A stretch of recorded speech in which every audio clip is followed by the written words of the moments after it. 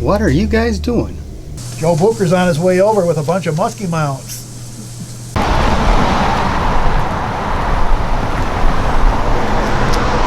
Hey guys, I've got some musky mounts for you, some old skin mounts.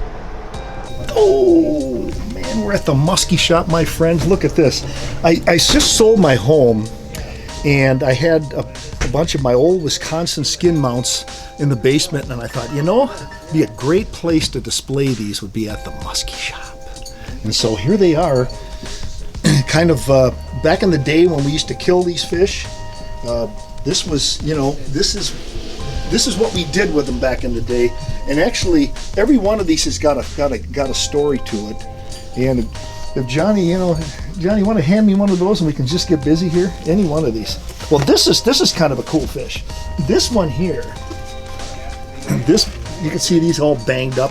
This fish has been through this mount has been through a war. But this is a cool fish because this was one of the original depth raider fish with a wooden prototype. It had a wooden jointed prototype lure, and the lip was far from what you see. There was a metal lip on the bait. Wow. And yeah, and I it was a super cold day, and I was trying to get the bait to work. I couldn't even get the bait to wiggle. So I'm bending on the lip and casting, trying to get the bait to wiggle.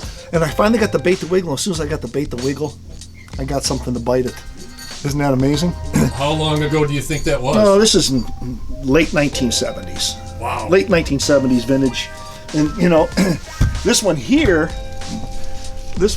everyone's got of course, every muskie's got a story. This one here, I was fishing a lake up in Boulder Junction that I'd never fished before. And this was early in my guiding career. It's a lake, right out of town called Aleck Wash. And, most people don't think of Aleck Wash as being much of a musky lake for big fish. And so I went out there, in the fall, kind of by myself. And I'm messing around trying to learn Aleck Wash. And first muskie I caught out of Aleck Wash was this one. And it ate a jerkbait so far down in its mouth. You've probably seen the old photograph in one of the old Fishing Facts articles, or maybe even one of the early muskie hunter articles, where I got this bloody muskie draped over my shoulder like this. That was this fish. There was no way I could release this fish. And of course, a lot of these skin mounts folks back in the day, we didn't release them. These are 1970s, early 1980s vintage. A lot of these. Here you go, John. Thank you. And of course, this one, Johnny's going to grab me for there. You know what I'm saying, John? You know it. What I've got here, this fish is so cool. Now, this is actually an old plaster of Paris mount. This is definitely mid 1970s vintage. I'm guiding a party, like maybe in my first year of guiding, in a snowy, cold fall day. I haven't made, back in those days too. The guides didn't fish much. And I haven't made a cast. I'm sipping on coffee, running the trolling motor. Of course, they called them electric oars back then. And I've got two old timers it's pouring. It's like this 35 to 40 degree day with pelting rain, snow mix. And these guys are fishing all day and we haven't seen anything. And I'm trying to keep these guys encouraged, and it's getting late in the day and they're anxious to get back. But they got this big, this musky pool going, biggest fish, most fish kind of thing. And then with muskies, it was big fish. And I think there was like $1,000 in the pot, and they were anxious to try and win that thing, but they had lost. They'd run out of physical and mental. They just didn't have anything left in the pot at that time of the day, and their hands were cold. And don't forget, back in those days, just didn't have the gloves and the stuff for fall weather we had today. And we're just about around this point, and the day's just about over. And I said, guys, make sure you fish that point before we go in. And the guy in the middle of the boat, with a few extra expletives involved, he said, "There's no friggin' way I can make another cast. I'm done." And he didn't just put the rod down. He basically dropped the rod. He says, "I've had it. I can't fish any longer." I says, "You should fish to that point. You should fish to that point. Take me in. We're not." I says, "Well, you guys pack your stuff up. And give me that rod." And he looked at me and he handed me the rod. And I said, the wind had blown the boat all the way to the point by that time, and I picked the rod up. Made one cast. Only cast I made all day. Made one cast. Made about 3 cranks on the reel. Pow! By the way, that wooden prototype depth raider again. And this fish come out of the water with the whole depth raider in its mouth. And of course, the guy stood up and he started yelling you gotta be, you know what. And he was absolutely flabbergasted that I caught this fish on one cast. Well, I handed him the rod. Well, I grabbed the landing net and I landed the fish. And he said, "We're taking this thing home." I said, "Why?" He says, "This fish just won me $1,000."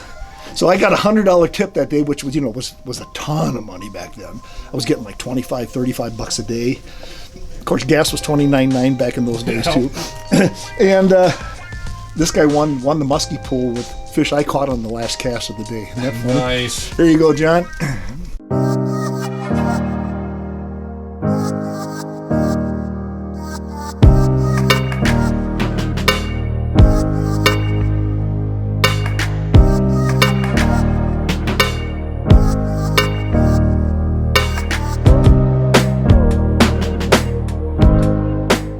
Yeah, it's kind of funny. Every one of these fish has a story. This fish here, I'm going to leave this one. Maybe I should leave this right where it's at because you got to look at this here. Yeah. This fish here, I just finished the plastic mold. We just had the first mold finished on the depth raider, and the jointed depth raider, which was the first one. And we had sprayed some up, and I sprayed this goofy pattern. That now we ended up coming out with, but this is like one of the first 25 depth raiders ever professionally sprayed, and that's that old Cisco shad pattern. And it was like the middle of November when I got the baits, and the guy said, "Hey, can you go out?" And it was just a couple days before deer season. I was getting ready to hook up with my dad and go to deer camp, and the guy says, "Hey, can you take these out and check them out and give me one last green light, okay, so we can start producing these?"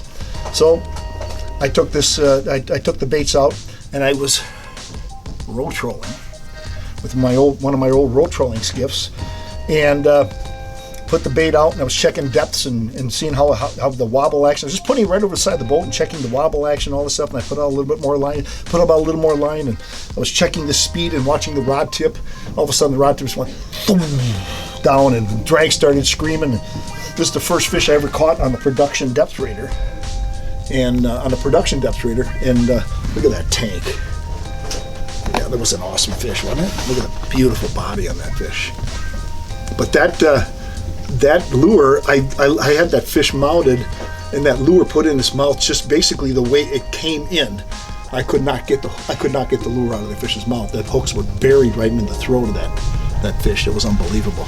There you go, Johnny. Thank you. Well, gosh, there's a lot of these it's pretty incredible, the stories behind these fish.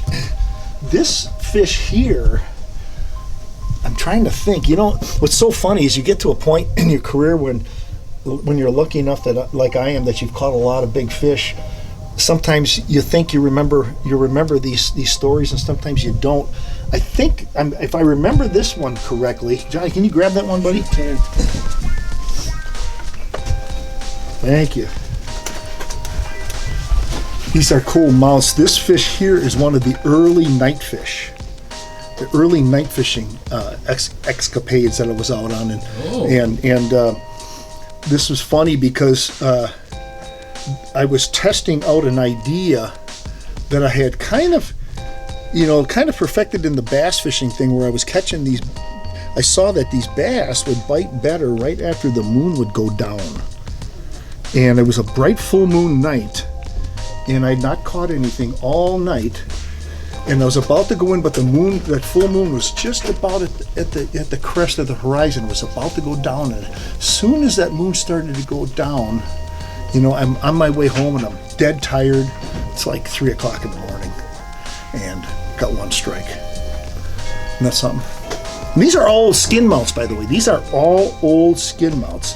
Today they don't do that much, but mostly it's replicas today, because it's all catch and release, but.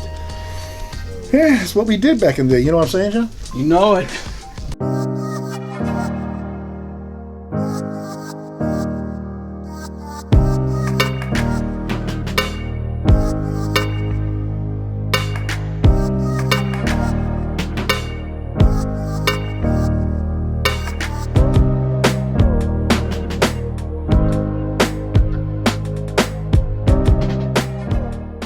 I have a, let me see, I'm trying to see what I got here on this one.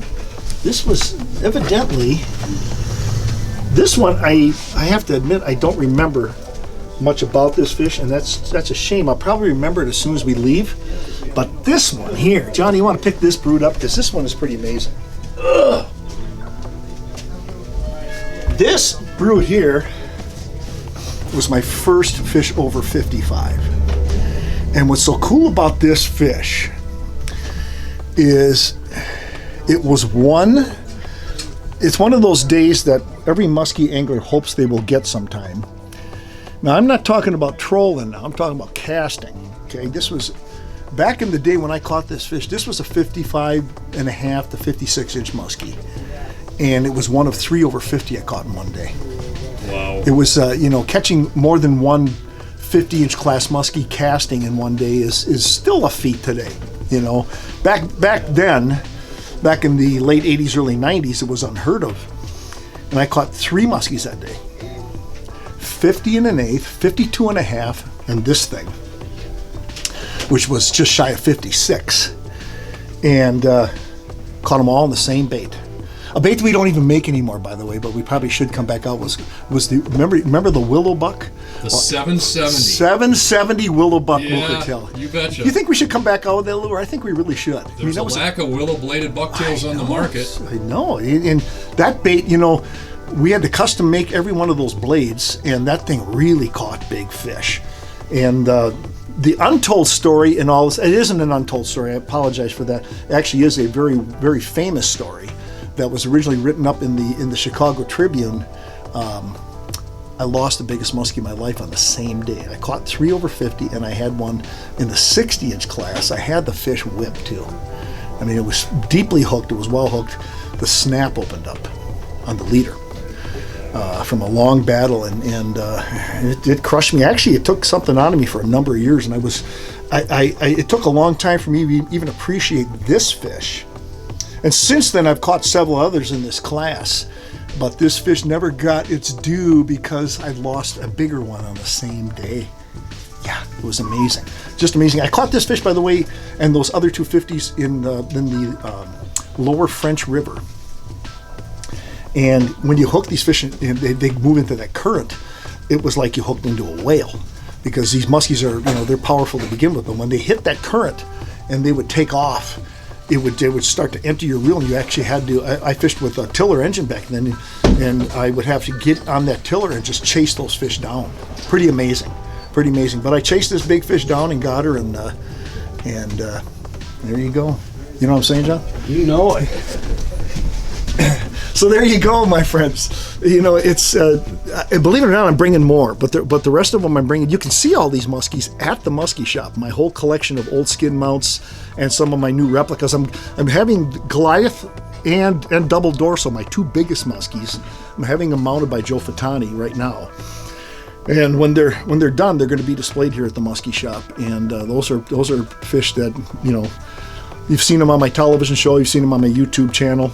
And there's some pretty awesome catches. But if you want to see my old skin mounts and all the other great muskie mounts, you want to see probably one of the best displays of muskie mounts anywhere, along with, of course, the best selection of muskie gear you can find anywhere. Check out the Muskie Shop, muskieshop.com.